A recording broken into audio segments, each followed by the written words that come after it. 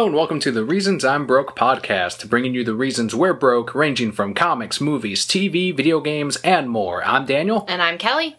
For any new brokeheads out there, the way we format the show is first we cover news ranging from comics, movies, TV, video games, and more, and we top it off with our comic book pull list of the week. Our first bit of news is some really exciting movie news. Legendary Pictures has confirmed that King Kong will be taking on Godzilla in 2020. This was speculated by fans for quite a bit. They were saying it's going to be Godzilla versus King Kong. That's what it has to be. And even before then, they were talking... Doesn't have to be that, but whatever. Two of the most iconic monsters fighting it out. And it's not the first time. They've done a couple of Godzilla versus King Kong movies in the past, but it has been years. But now we're going to see it with the modern Godzilla that we both really liked. We liked the Godzilla movie. That was a great movie. What was that, 2013's Godzilla? Might have been 2014, and it was absolutely awesome. A lot of people said more monsters, more fights. They wanted more, and that's exactly how it went well, because it left fans with a bit of Godzilla taste. Like, they're like, now we want to see other monsters fight, not these two like brand new ones that were made just for the movie, which we were fine with too, because you just saw Godzilla, and those basically should have been Rodan, if you think about it. But go ahead. So can I do like Godzilla versus any monster and people will like it? Possibly. Some people don't like the monster. Whoever monsters they pick, if it's not the iconic ones like King Ghidorah, they're probably going to be like, they didn't pick King Ghidorah. Why wouldn't you fight King Ghidorah? Although King Kong is a pretty strong contender right there. I don't know if people want to see him go up against King Ghidorah or the giant ape. I was going to say Godzilla versus, like, Frankenstein's monster. The Frankenstein monster? Yeah. I feel like maybe I'm thinking of a Power Rangers cartoon, but I feel like he fought Frankenstein's monster in the past. I'm pretty sure he never fought Frankenstein's monster. I think you just made that up or had a weird pizza dream. They had to have ran out of monsters at some point, and they're like, let's go in the Universal monster. Okay, so he's going to fight Dracula, he's going to fight Frankenstein's monster. Even if they ran out of monsters, they would not say, let's pick normal things. Godzilla versus the werewolf. Wolf boy. Man. No. None of that happened. So what Legendary is doing now is they're actually making a shared monster universe. So they're taking a page out of what we're seeing in superhero movies now. We're seeing all these superheroes cross over, and they're all in the same universe, and the different villains, and they're connecting. They're like, you know what? We have monsters. We have different characters. We made a shit ton of money off of Godzilla. Too. Why don't we do it with our universe? And why not? That's probably a moneymaker, and it's got people excited. But it's not just King Kong versus Godzilla that's coming. We've got two other films on their way before we even see that. Right. So the first one we're going to see is Kong Skull Island. This will be out in 2017. We also have Godzilla 2 out in 2018. And then finally King Kong versus Godzilla in 2020. That is amazing. So they're going to introduce King Kong in 2017. We're going to see him. They're like, this is fucking King Kong. This is why he's a badass. And then they're going to do that Godzilla sequel that we had covered late last year, where they were going to put in King Ghidorah and Mothra in the film. And I think even Rodan was rumored to be in there. But then with the big one, them coming together, King Kong versus Godzilla. What if in the end of Kong Skull Island, like maybe he fights King Ghidorah, or maybe he fights one of the Godzilla monsters? Oh, that'd be so cool. Oh, that'd be amazing. Or maybe like Godzilla awakens and sees King Kong off in the distance, and he's like, one day I'm gonna fight you. I need to fuck you up, man. Whoa, Godzilla, what did King Kong ever do to you? He's fucking with my monsters. King Kong looks over and flips him off. And that's how it starts. Bring it, asshole. That'd be great. And then like one of those Jaegers from Pacific Rim shows up. That'd be the ultimate ending. Hey guys. Put him in the middle of the fight with King Kong versus Godzilla. The Jaegers come in, and it's a 3 monster and machine battle royale. They're all gonna fight one another, and then Batman saves the day, because this is all under Warner Brothers' umbrella. But I want Batman to come and just punch them. Punch, elbow, and knee to the face. Yeah, and they're each knocked just like, out. he got me. Oh, he's so strong. Look, my shirt came up a little bit. Oh. I've got these holes in my pants now. Right over my asshole. It's just this hole that appeared. It's just magic. I don't know. I dropped something. Let me just bend over and pick it up. Where'd you get that soap from, King Kong? So Legendary, I mentioned earlier, they have the option to use these Toho monsters in any of those movies. Mm-hmm. So we have Mothra, boring. Rodan, also boring. And King Ghidorah. Mothra's awesome. You leave fucking Mothra alone. You know how I you love wake up Mothra? I'll tell you how you wake up with Mothra. women singing to it. I feel like that's racist. I honestly thought they were Hawaiian when I first saw them. They were kind of dressed like Hawaiians. Yeah. And they go, they're speaking Japanese is what they're doing. Song. Aloha, Mothra. My two favorite monsters in the Godzilla movies require women to sing to them. I am the most romantic of men. That's not... What are they singing to them? They're singing about King Caesar and how he's the king and how he needs to wake up. And how he's the whole Caesar. song is Caesar. The whole song is just Caesar, just singing his name over and over again. You talk about how you're a romantic man. You have never woken me up going, Kelli! I don't think you'd like that. I think I pretty much would. You should probably try it. Because if you wrote a song about me and how beautiful I am when I wake up with makeup smeared down my face, I would be very happy. A little bit of drool on my pillow. So in what movie do you want to see King Ghidorah, since that is your favorite of the Godzilla villains? Yes, he is. He needs to be back in space, and Godzilla needs to do a little dance. Well, that would have to be in Godzilla 3, because first Godzilla has to destroy King Ghidorah, right? The normal version. And then he has to fight Mecha... Is it Mecha King Ghidorah?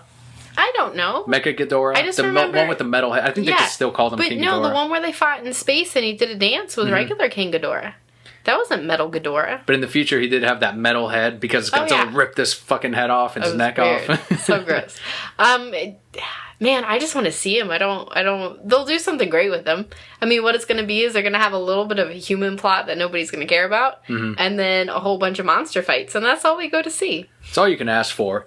Legendary will be working with Warner Brothers to bring these monsters together instead of partnering up again with Universal. So Batman will be there. I think it was more of a money issue. Probably. I'm sure they got a bigger budget if they let Warner Brothers distribute the movie and put it out and marketing. Warner Brothers goes, we'll put a poster on our Batman v Superman movie if you partner with us. It'll be on a billboard or something. I think Universal still has the option, though, to build theme rides and theme lands at the parks. I think that's one of the things that is... part of the expansion at Universal is Skull Island, so that ties into the movie, so they're probably getting a little bit there, and it's not like Warner Brothers is going to put a Kong section at Six Flags, you know what I mean? So let them have that. They get a little bit of money from the theme parks, they get money from Warner Brothers, and they are good. They've got these movies down. I hope with that, though, that Universal, filters out all their Marvel stuff. Because nobody goes to see that anyway. No, they're going to go to Disney to see that. Exactly. No. So that's what they need to do. Filter out that Marvel stuff. Put in a Godzilla land. It can be right next to Legoland. And then I can see Batman and Godzilla near each other. And don't forget the Nintendo Land. That's still coming. Yes. So switching on over to the small screen, there's another partnership that just occurred. And that is that Marvel and Fox have come to an agreement on putting together not one, but two X-Men television shows. The first one is called Legion, which will air on FX. And the second is Hellfire, which will air on Fox. In spite of rumors, Fox did not exchange the rights to Fantastic Four in order to allow an X-Men television show to happen. These are talks that we covered months ago that they had been going through, and this was before the Fantastic Four movie came and went. That is something that they still retained, and they are either going to do a sequel to the first Fantastic Four movie, or they're going to try to reboot it again and make it a little bit more comic booky. People are still saying that this current Fantastic Four movie was made just to retain the rights to it for now, and that's why it was kind of wishy-washy and a little bit rushed and not the biggest budget. Is that Marvel fanboys saying that?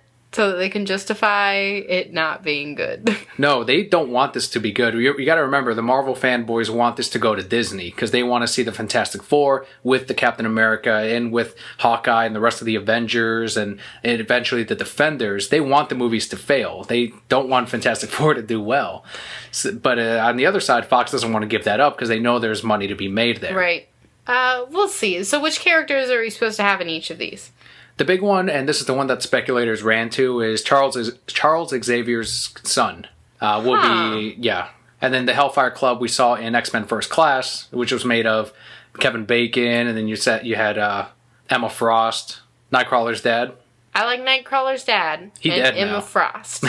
I do not like Kevin Bacon. I think his name was Azazel. We won't see him in Hellfire, but they're going to do probably something like the Agents of S.H.I.E.L.D., where you have the smaller, less popular heroes and villains on the television show. And then, like we mentioned months ago, they can have little cameos from Hugh Jackman or the other X-Men from the films. I'm sure Professor Xavier will show up in one of these movies. Hellfire and Legion, though, it's kind of a weird pairing. I'm surprised they didn't put X-Men anywhere in the title, and maybe they still can. This could just be the properties that they're based on. They could still be called X-Men Legion or X-Men Hellfire Club. I mean, weird thing, and I don't think that... I don't know, maybe this has to do with them. Legion was actually the name of a demon, like a biblical demon. Mm-hmm. That's real weird. And then they have Hellfire. Well, I think it's a legion of super villains or superheroes. I'm buying my first Wolverine comic like this month or next month. Yeah. So I'm not familiar with the X-Men universe. I mean, that's probably what it is. I just find that interesting. All I want to know, though, is who did Charles Xavier bang? Could be Mystique.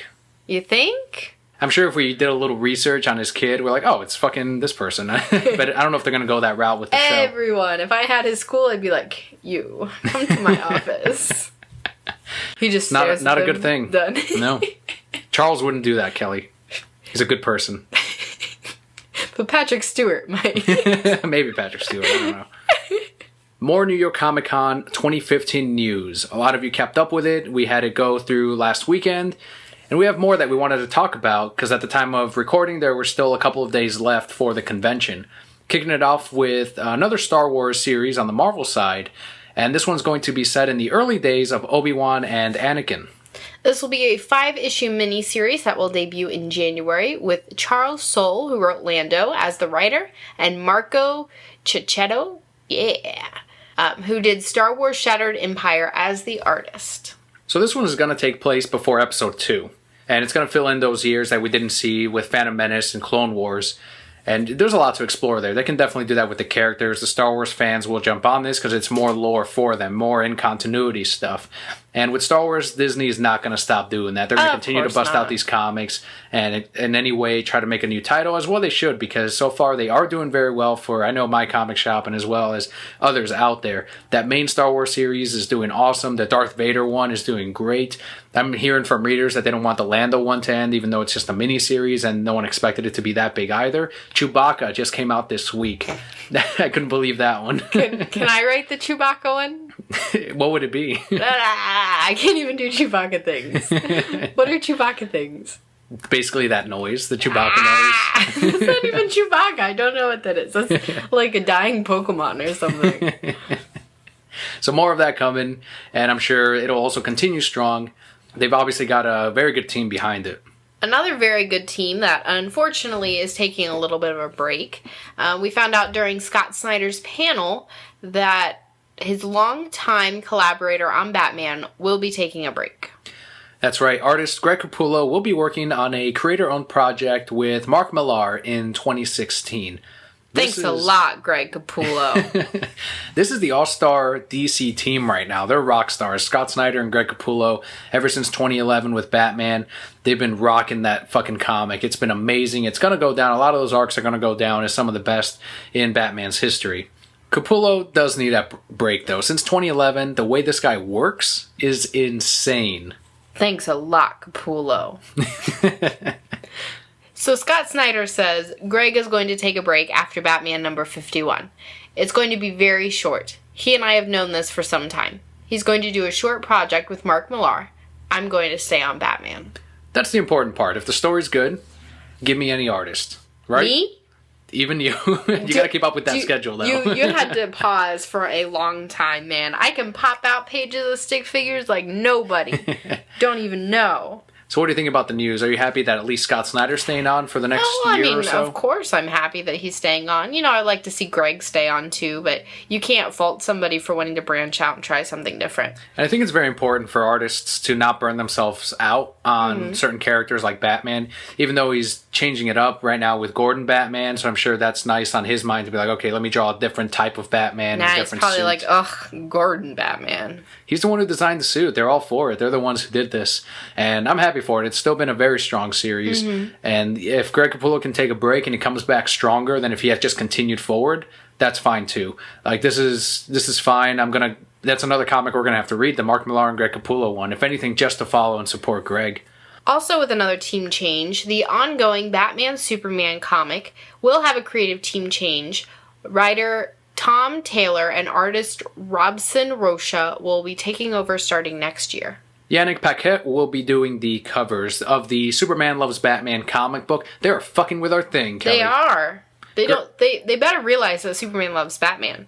Greg Pak was nailing it. He's favorited a tweet from me where I'm like, you're really getting this Batman-Superman love relationship thing. And he favorited it. I'm like, that's as much of a confirmation as it takes right there. He could have just typed, like, it's true. If he did, he would have gotten in trouble. Oh, yeah. DC would have been like, they're not gay. It's like, they're not. Only Superman is for Batman.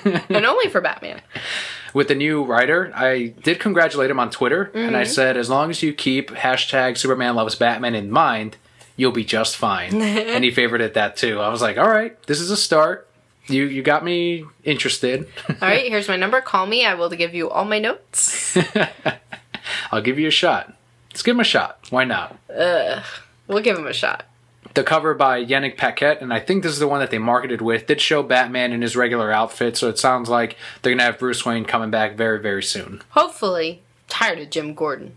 So now we've got some numbers for you all so we can see how the companies are doing as far as what's coming up in December and November. We've got the top 10 advanced reorders for comic shops. Now the difference between regular reorders and advanced reorders is that you put in your initial order during a set period of time, 21st, 20th, whatever it may be, and then after that you do have a bit of a grace period where you can change up your numbers and be like, you know what, I should probably have ordered more of this, or maybe I should cut down on this. And that's where retailers can do like their last second changes and last minute changes, assuming that that particular comic is still in stock. So this is what this first list will be, the advanced reorders. So the extra orders and changes, top 10 right here. So we're going to start with number 10 and move down to number 1. So the least of the top 10 reordered, and ending with, of course, the number 1 reordered. So first up, we have Dark Knight 3, number 1, blank cover variant. This is the one that you can take over to conventions and have your favorite artist draw up any kind of cover on it. Always awesome, always love it. We go to MegaCon and we get at least one done every year.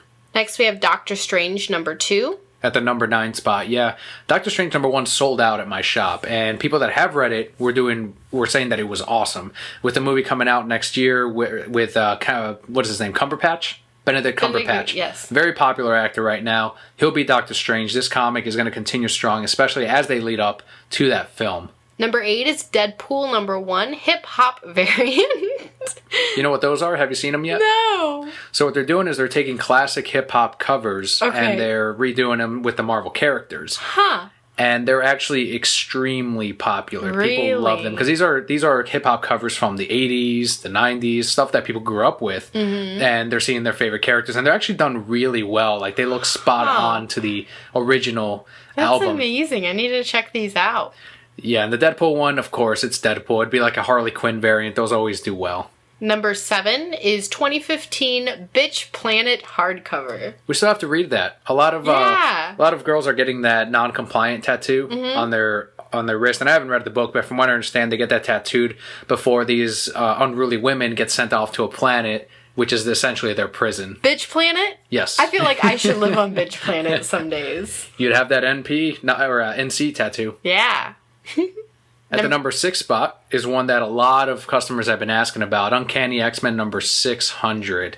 I feel like it was a bit of a messy solicit because they didn't make as big of a deal that it was a 2016 thing, or I'm sorry, a number 600 thing. And then they were like, oh wait, it is number 600. We should probably build this up more and add more pages and probably jack the price up a little bit. And consumers as well got caught up in this and they're like, hey, can you put me down for number 600? Every single one. So yeah, order up on Uncanny X-Men number 600. Number 5 actually makes me really, really excited. We have Howard the Duck number 1. I'm glad that's getting more orders and more books in there because we do like the series and we do like Howard the Duck now because of the comic that just came out earlier this year. Number 4 is Uncanny X-Men number 600, the Adam Hughes variant. Always hot, Adam Hughes. I'm still waiting for the price to come down a little bit on the Convergence number 0 Adam Hughes variant. That one had classic Catwoman with the purple outfit. That's awesome. And then on the opposite end is the New 52, or pre-New 52, more like the Jim Lee Catwoman, the modern one, on the other side. And they're all laying on cash and diamonds, and it's absolutely gorgeous. That's awesome. At the number 3 spot on this list is Deadpool number 1, of course. That's the highest advanced reordered Marvel book right now because it's Deadpool. It will sell. Number 2 is Dark Knight 3 number 1, Collector's Edition. This is actually priced at $12.99. The second most advanced reordered comic, the Collector's Edition. And yes, people will get this. They're going to get that one. They're going to get a copy of the regular one. They're going to get one of the variants. Order up on it, guys. And the number 1 spot. Dark Knight 3 number 1. Was there any surprise? Period. Just standard cover, done. The most affordable copy, the one that is most going to sell. This is going to be DC's baby for the rest of 2015 and into early 2016, because that's going to be what really sells them up and makes them a lot of money. That premium price, premium team behind it, the variants, all these kind of variants, retail exclusives, online exclusives, all this different stuff that you can sell up on. And thankfully, people are betting big on this, and so are we. Brian Azzarello, Frank Miller. Hopefully we can't go wrong on this one. I feel like they're extra making sure that this is not a bad comic because, I mean, what do we talk about? $2 million they have to make up, and hopefully this is it right there. Hopefully. So next we're going to go over the top 5 reorders. So these, we just went over the top 10 advanced reorders. These are the top 5 regular reorders. And this will be right before we jump into comics, of course. This will be the last list. Reorders are books that have already released, and we're seeing how this top 10 is affecting regular other reorders through retailers. At the number 5 spot is Civil War, the trade paperback. Extremely hot. With Civil War, Captain America 3 coming out next year, everyone's reading up on Civil War, thinking that that's going to be sort of like the movie. It's not. There's a lot of characters here that they can't use because of different rights. And I feel like the story itself, I went back and I reread it. I think I talked about it a little while back.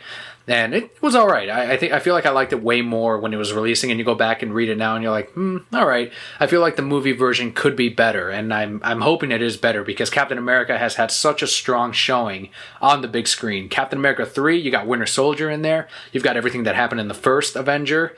Give me Captain America 3, call it Civil War, that's fine. I can't wait. In the number 4 spot, we have Batman, The Dark Knight Strikes Again, toilet paper.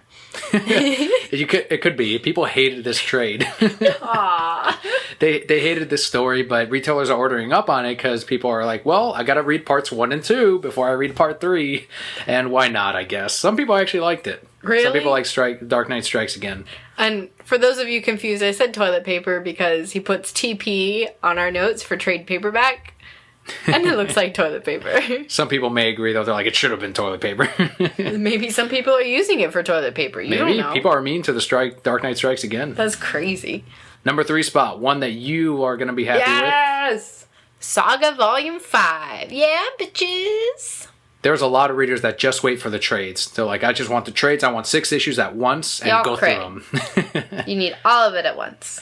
At the number 2 spot is Batman The Dark Knight Returns. So we're seeing this already. People are stacking up on this, and it's well, you should, because, again, people want to read on those Dark Knight stories, and Dark Knight Returns is always going to be a hot seller. It's consistently on the top trades. And the number 1 spot is Batman Hush Complete Trade Paperback. Kind of didn't expect that. I thought it would be flip-flopped with The Dark Knight as the number 1. But Hush is so great.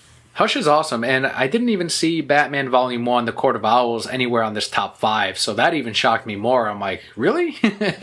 That's always, like, right there in the top 10. Yeah. So, not in the top 5 this time, but I feel like The Dark Knight 3 is really affecting this list a lot. And, I'm sure. And kind of switching up how retailers order, or they're simply just ordering up more on the stuff that they are betting on. Like, hey, did you like The Dark Knight 3? Check out Hush. Check out The Dark Knight Strikes Again. Check out The Dark Knight Returns. So...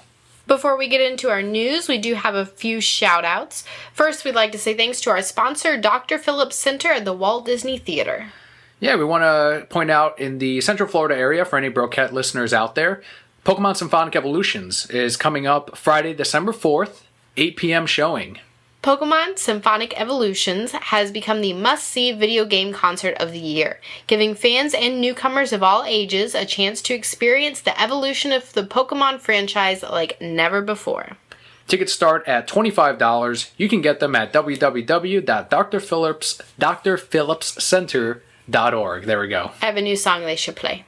Which one? Dun dun dun dun. No, I got them confused. The one in the beginning of Yellow version.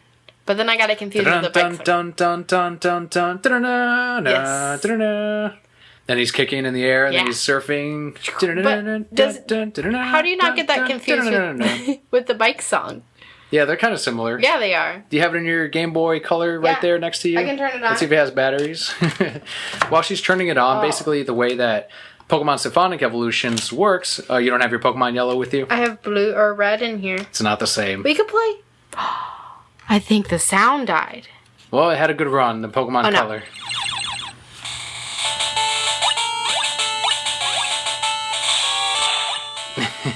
I'm so happy right now. Dun, dun, dun, dun, dun, dun, dun, dun, You can hear this and more at Pokemon Symphonic Evolutions. They will redo that song in full concert right in front of you. You don't know that. And they're not going to hear me sing. They have to do the main... They're not going to hear me sing on there either. That, but they're going to hear the main theme song to Pokemon. Man, okay guys, so don't forget December 4th, 8 p.m., Dr. Phillips Center at the Walt Disney Theater. And now we've got a couple of brokettes that we do want to talk about. First, Neil sent you a package. Yes, it was so cool. You can follow him on Twitter, nmats68, or it might be nmatz68.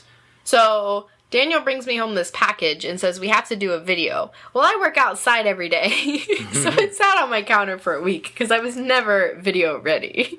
But totally worth the wait. Inside was a great Pikachu hat. Absolutely adorable. Totally going to be my winter wear for the one day that it's cold. In Florida. In Florida. Actually, for you, it's cold because you wear jackets for like a month. And I'm like, I'm from Chicago. This is not cold. I mean, it's a little chilly. It's not chilly. It's a little chilly. It's comfortable. It's a little... It's more comfortable with a jacket. Now what? I do like that around my coworkers. Like, they know how almost... iron-fisted I am about this shit, where I'm like, I'm the toughest there is because 50, 40, 30 degree weather does not affect me. I'll wear shorts and a t-shirt. I'm so tough. Look at me. And because of that, they'll actually hold off longer on wearing jackets because they're like, Dan's going to say something if I wear it. And I will. I'm like, look at you, you baby. I'm the bully of weather wear.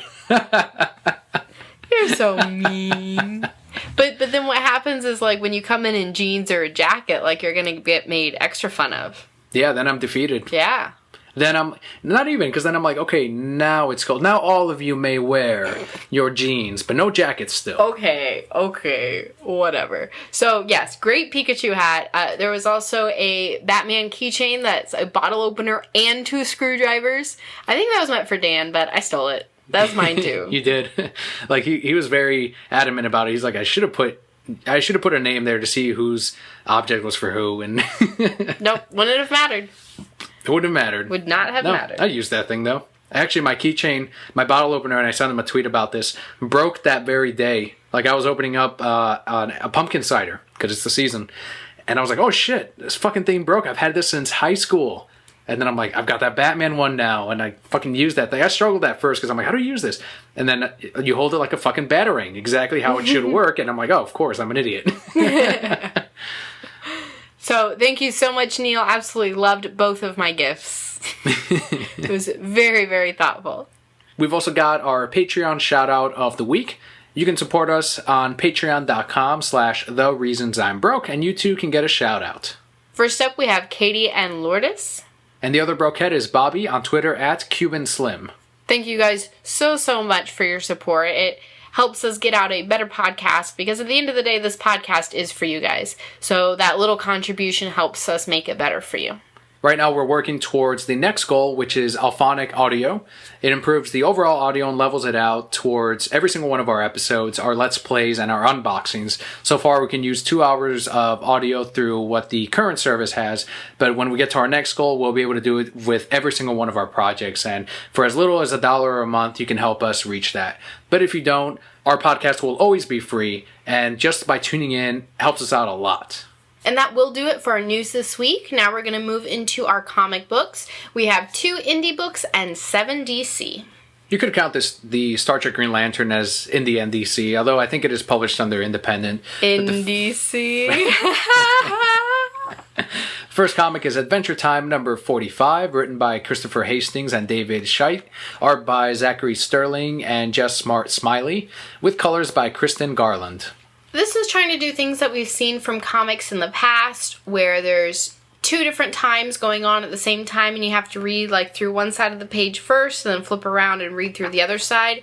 I didn't feel that it was as jumbled or confusing as other books we've read that have done that. Mm-hmm. And it was actually pretty cute the way it played off of itself.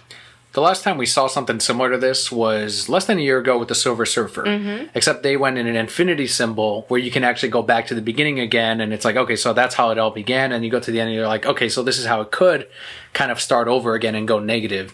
But with Adventure Time, it's beginning and an end. I was a little bit on the opposite spectrum because the story itself didn't warrant this. I felt like they could have avoided the gimmick and instead done a little one-shot story as to go up against the amusement park tent man. I wasn't as thrilled by it. Yeah, I don't know. I thought it was cute because I think they probably could have condensed it into one story. The preface of the story is Finn and Jake walk up to an amusement tent and they're like, damn, it's a trap. And then this guy's like, hey, come to my fun house. And they're like, no, you're some evil wizard. You're a trap. And they keep talking about how he's this trap, and I think in the end he's not going to be, which will be really cute. They're going to beat him up, and then it turns out he's not really an evil wizard. He just wanted these guys to have fun, which I think is a really cute premise. Yes, I think they could have done it in one story. I won't say I was thrilled with it, but I thought it was cute. It's not the worst Adventure Time's ever had. No, that's true. I don't feel like maybe kids will enjoy it. I feel like even then it was a little bit too complex for them, because if you look at the very top, you're like, okay, so that's how that connects to the bottom. And with the attention spans that some of the younger readers have, when they get all the way back to the beginning, because you have to flip the comic over again, they won't see the connections quite as easily. So that's the only thing where I felt, aside from the story itself, that it kind of fell short on. So I mean, otherwise Adventure Time has given us more good than bad, and with 46 it's going to continue this particular story, which I don't think will be another one of those backwards issues. Our next book is Sex Criminals, number 13. This is written by Matt Fraction with art by Chip Zdarsky.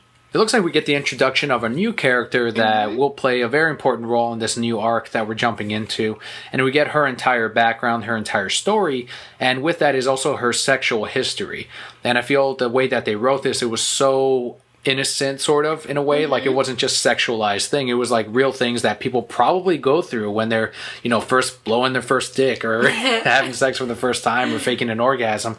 All of that is in this issue of Sex Criminals, and nothing too, provocative that you haven't seen before in the previous issues, or even if you read Saga, that shit's heavier than this. Yeah. But this is so honest and true to human sexuality that you just have to admire it. $3.50, and then the letters at the end where you get sex stories from the different readers, and it's absolutely funny. I really like this book. I really, really enjoyed this issue. It doesn't particularly advance the plot. We just learned about this new character. But I love that this book is presenting different sexual preferences. Things that, you don't normally hear about or see, and kind of explaining, it's all okay, and it's unique, and it's beautiful in its own way, and there's different ways to enjoy things. And it was fantastic. Really great book this week. Very close to my pick of the week. It probably is my runner-up. Next is the NDC book, as you called it, Star Trek Green Lantern number 4 of 6, written by Mike Johnson, art by Angel Hernandez, and colors by Alejandro Sanchez. Everybody fights. Let's just fight. No. This is way more substantial There's than a the lot of other fighting. previous issues. Yes, there's a lot of fighting, but now we know why everyone ended up in this universe. Well, We yeah. understand what happened to the previous Lanterns. We understand the stakes that Hal Jordan has to face. We even see an awesome Sinestro moment. You ever want to see Sinestro and fucking Atrocitus go at it? You get that right here in Star Trek Green Lantern, and it's fucking badass. This is probably my favorite one so far in the series. It was really good, but I mean, for the most part, everybody just fights. Really. My favorite part was the very last page, like that last panel that we saw when you go, oh shit. Yeah, that's what comics are about. You gotta give them that hook to the very It's end. gonna be great. I can't wait for the next one. Moving on to DC. This is a book that I've been very impressed with thus far. This one didn't fail to disappoint also. It's Bat-Mite number 5 of 6. This is written by Dan Jurgens with art by Corin Howell, and the colorist is Mike Atay. It's Bat-Mite teaming up with the Inferior 5. And it's this series has been a statement on the New 52, on the current state of comics. It makes fun of DC, it makes fun of other publishers out there. And this one, it feels like they are tackling the fact that we get redesigns and reboots to characters. And in specific, this one sort of went after the New 52. They take these characters that are charming in their own way, like a little bit lame, but they're charming in their faults. And they make them like bloody and violent and dark. And that's what Bat-Mite thinks like is better. And then eventually, you get that message of sometimes that's not the best route. I absolutely love this issue. I mean, I've loved all of Bat-Mite, but the humor is great, the pacing is great. Like you said, we have those great moments of, bigger isn't always better. Be who you are, and I think it's not just a message to DC, but to people also. Like, I would love to be Awkward Man. That'd be real cool. He was awesome. Yeah. He was kind of badass, actually. Next, we have my pick of the week. That is Batman number 45, written by Scott Snyder, art by Greg Capullo, colors by FCO Plasencia. I can see why it was your pick of the week. It was good. I still don't like Jim Gordon Batman. We're getting tiny bits of Mr. Bloom in action. Like, now we're seeing how truly dangerous he can be, and how stealthful he can be, and how violent he can be. There's so many things this villain can do, and so many dangers that he does pose to both Bruce and Gordon, that you're just kind of like, I have to respect this new villain, because he can actually legitimately take out both Batmen right now if he wanted to. And you see where Gordon pushes himself, and you see how he initially didn't want to be Batman, really, but he figured he's the only one that could actually do it, and now, like, that's solidified even more. And I feel like with the next issue, we're going to get the choice of, yes, this was the right guy to take over for Bruce Wayne as the new Batman. I can see all that. I'm just ready to find out who Bloom is, and I'm ready for Bruce to be back. And, I mean, yes, it's a good story. They're doing great things with it. I agree. But, like, I'm ready for my Bruce back. And it looks like they're about to tell you how Batman, this version of Batman, gets the T-Rex in his Batcave. It feels like Scott Snyder has taken those classic versions, those classic items in the Batcave, and he's given them, like, better histories or better origins or more modernized explanations as to how he got him in the Batcave. And it works for his Batman. It works for New 52 Batman. It's absolutely great. Was a great issue. Dan's pick of the week. This next book is definitely not my pick of the week. I actually think it's my pass of the week. Ooh. Really? Poor Superman loves Batman. This is Batman Superman number 25. This is written by Greg Pak with art by Cliff Richards, and the colorist is Beth Sotelo. Look, we know the stories aren't amazing. They aren't amazing. In Batman Superman, but you get your fill of Superman loves Batman. I understand There's that. character development to Clark. I mean, I get that, but if you read a book only for like 2 lines... Oh, whatever. Vandal Savage was in this. You get the rest of the Bat family in this. The only thing... I mean, some of it was cool. But really the best part was just, I don't have you, Bruce. And that was all I needed. The line is, I don't have my full powers. I don't have you, Bruce. I could have just read that and saved my $3. They go hand in hand. It should have been just, I don't have my full power, is what it should have been instead of powers. That's probably what he meant, but they just typoed. You gotta enjoy it's probably... You gotta enjoy these last issues we're gonna have of Greg Pak, which potentially could be the best love story with Batman and Superman that we'll ever get. What would you do, what would you do if secretly he's leaving the book because he's getting fired, right? And in that last issue, he just, has them kiss or something. Batman wouldn't kiss him back. No, he wouldn't. He'd be like, the fuck you doing? Stop it. Superman would be like, no, I love you. What'd you think of Vandal Savage in this? He's appeared in the New 52 before, but this is the first book that we've picked up where he has been the main villain in it. Right. I mean, I guess he was kind of cool. I like clean-cut Vandal Savage better. Instead of Woolly Man? Wild Man Vandal Savage. I was probably also a little confused. Obviously, we didn't read the events leading up to Superman's losing his powers. But he's running around like, I'm the one who did it. And I'm like, well, that's kind of boring, sir. You should just be hiding and waiting for everybody to die, because you can't die. I feel like Vandal Savage could be a much heavier villain. Mm-hmm. And so far what he's doing in this is it's like, okay, well, the stakes aren't that high. It's not that big a deal.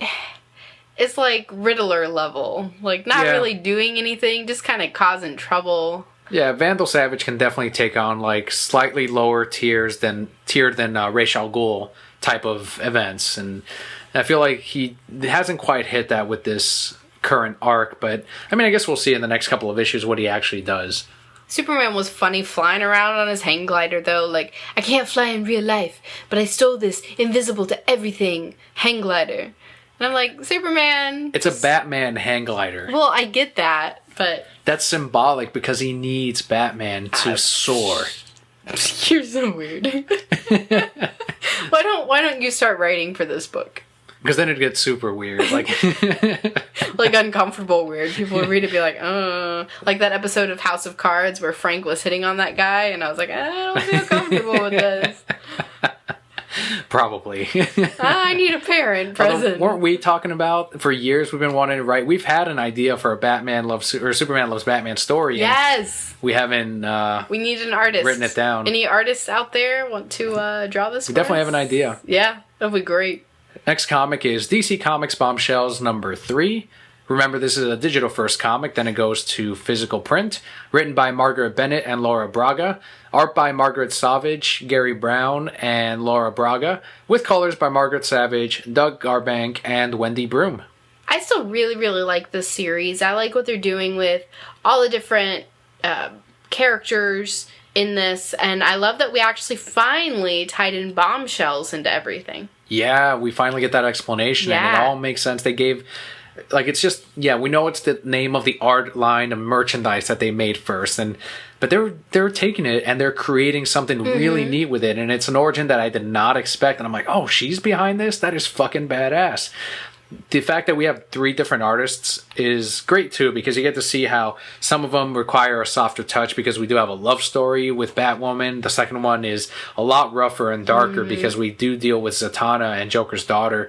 Then the final one, Wonder Woman and Mara, each one has its own feel, each one has its own look, and they fit perfectly. So yeah, it's getting better and better by the issue. It's absolutely great. Our next book is Harley Quinn number 21. This is written by Amanda Connor and Jimmy Palmiotti, with art by John Timms, and the colorist is Paul Mounts. Last month, we were very sad that the cowboy got shot, who was in number 20, and he was a very fun character. And we see that Harley Quinn is not only sad, but fucking mad about the death of him. And I was like, fuck yes! She's fighting for the readers.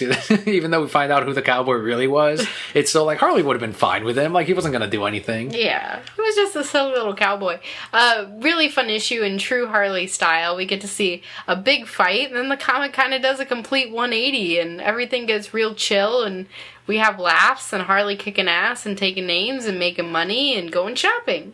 And references to Suicide Squad, the actual movie, references to Batman, the animated series. There's all kinds of things in here where you're like, oh, so that's where they really got inspired by Suicide Squad. That's where they really did the animated series. And I thought that was a very fun touch. I love when Jimmy and Amanda play around with a character like that. It's absolutely great book. If you guys haven't picked up this series, the next issue actually should start another arc with number 22. Great jumping on point, but I would really recommend hunting down all these issues or getting a trade paperback or something.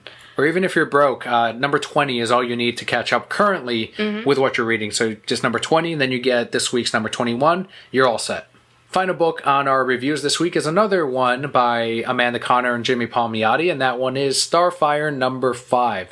The artist on this one is Emanuela Lupacchino, with colors by Hi-Fi. Yeah, Hi-Fi. It's like your favorite colorist. I think it is, because he's got the best name. So now we're seeing Starfire try to get a job, try to acclimate to human culture with this thing called money that no one seems to have. Yeah. Reasons we're broke. Yeah, absolutely. And she's having fun along the way. She's learning human culture. She's learning what it means to drink and mingle and flirt and all of that. But she's still not really getting it. She's still very literal about what people actually say. Like when you're like, oh, you're up her butt about this. And she's like, I was not up her butt. So all kinds of stuff with it. What'd you think of the 5th issue here? I really liked it. I think this is actually my pick of the week. I'm still having so much fun with the series. I think they're doing Starfire a lot of justice. It's awesome. I know they're from South Florida, so to see them write and talk about Key West, which we actually had the opportunity to visit last year, and I'm like, yeah, it is like that down there. A whole lot of fun. I'm still waiting for that love story to turn around.